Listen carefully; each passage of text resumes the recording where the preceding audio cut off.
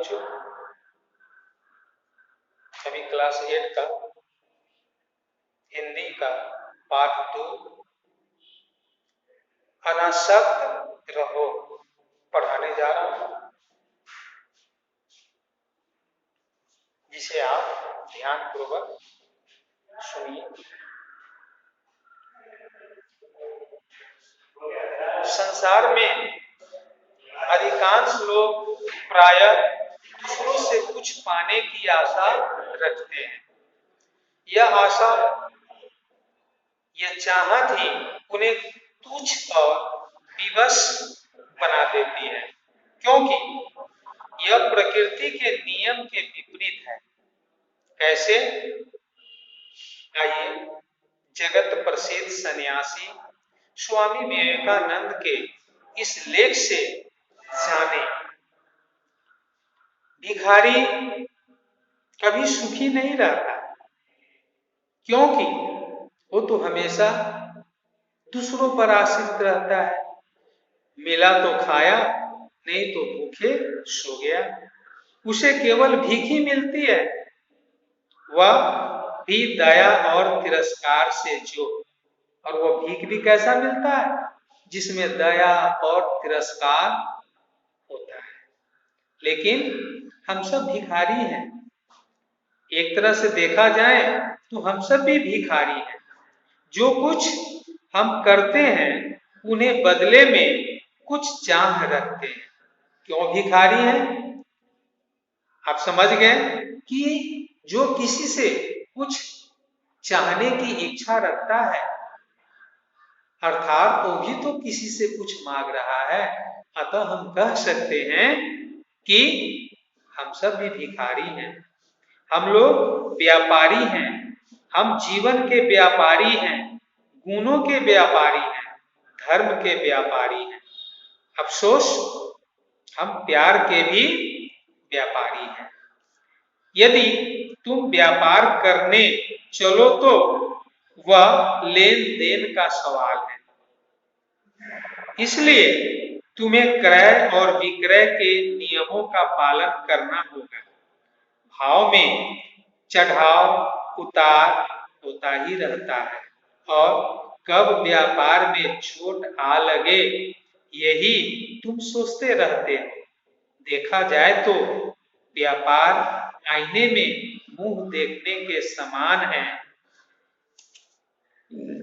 उसमें तुम्हारा प्रतिबिंब पड़ता है। तुम अपना मुंह बनाते हो तो आईने का भी मुंह बन जाता है। तुम हंसते हो तो आईना भी हंसने लगता है। यही है खरीद बिक्री और लेन देन। लेकिन अक्सर हम फंस जाते हैं। क्यों? इसलिए नहीं कि हम कुछ देते हैं, वरन इसलिए कि हम कुछ पाने की अपेक्षा करते हैं। हमारे प्यार के बदले हमें दुख मिलता है, इसीलिए नहीं कि हम प्यार करते हैं, वरन इसलिए कि हम इसके बदले में भी प्यार चाहते हैं। जहां चाह नहीं है वहां दुख भी नहीं है। वासना, चाह यही दुखों की जननी है। चाह और वासनाओं का परिणाम अंततः दुखी होता है। अतः हम सबों को वासना, चाह, कामना इत्यादि से बचने का प्रयास करना चाहिए। अतएव सच्चे सुख और यथार्थ सफलता का सबसे बड़ा रहस्य है।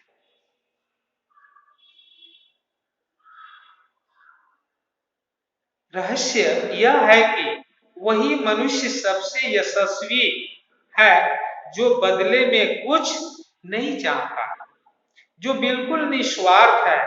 यह तो एक विरोधाभास सा लगता होगा, क्योंकि तुम्हारी नजर में जो निस्वार्थ है वे इस जीवन में ठगे जाते हैं, उन्हें चोट पहुंचाई जाती है। ऊपरी तौर पर देखें तो यह बात सच मालूम होती है।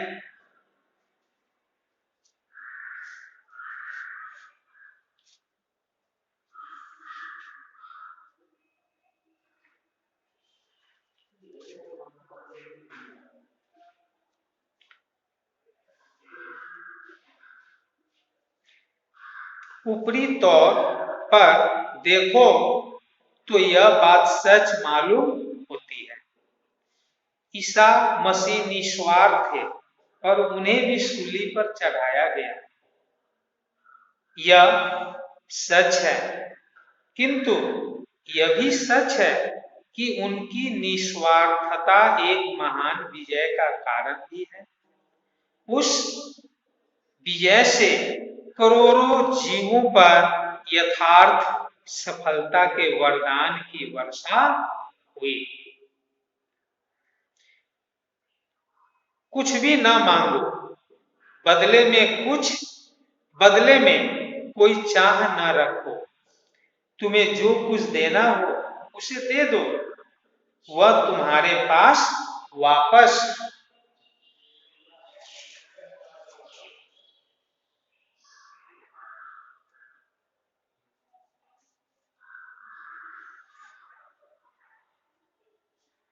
आ जाएगा।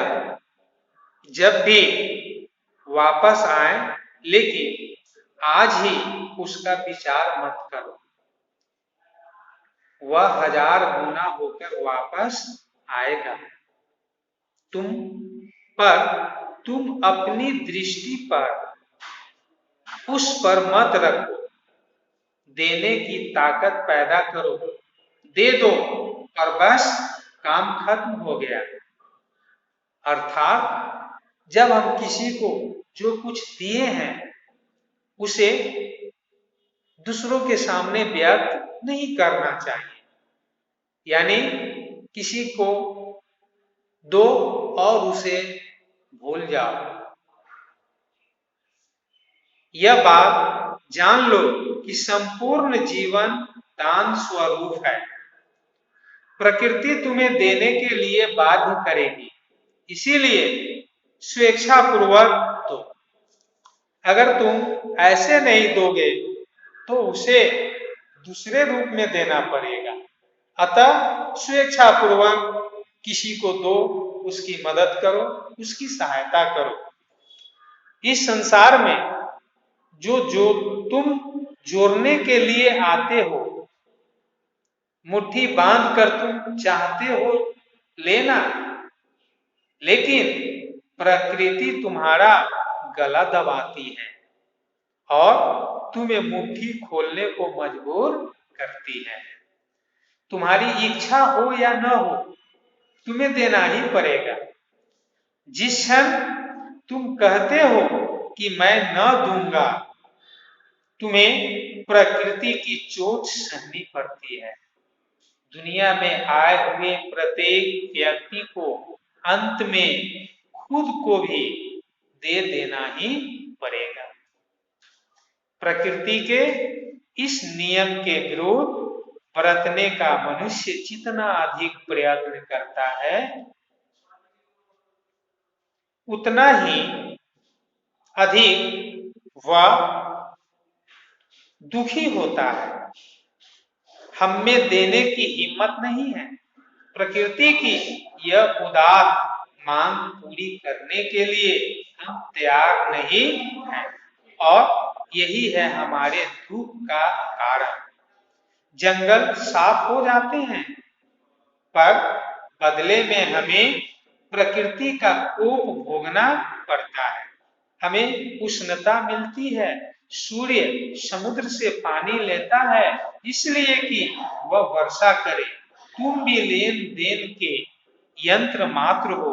तुम इसीलिए लेते हो कि तुम दे सको, बदले में कुछ भी मत मांगो।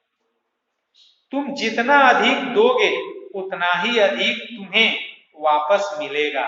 जितनी जल्दी इस कमरे की हवा तुम खाली करोगे, उतनी ही जल्दी यह बाहरी हवा से भर जाएगा। पर यदि तुम सब दरवाजे खिड़कियां बंद कर लो तो अंदर की हवा अंदर ही रहेगी, पर बाहरी हवा कभी अंदर नहीं आएगी। अंदर की हवा दूषित, गंदी और विषैली बन जाएगी। नदी खुद को समुद्र में लगातार खाली किए जा रही है और वह फिर से भरती आ रही है। नदी से सीखो, समुद्र की ओर गमन बंद मत करो। शेष अगले भाग में बताऊंगा।